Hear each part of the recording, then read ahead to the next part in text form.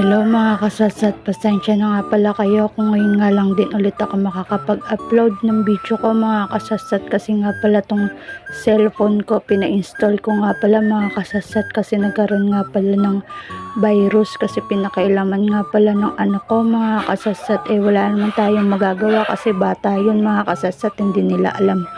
Tapos nga pala yan mga kasatsat, buti na lang Sunday nga pala ngayon, nandito yung asawa ko, kaya tinutulungan niya nga rin pala ako sa mga gawaing bahay ngayon mga kasatsat.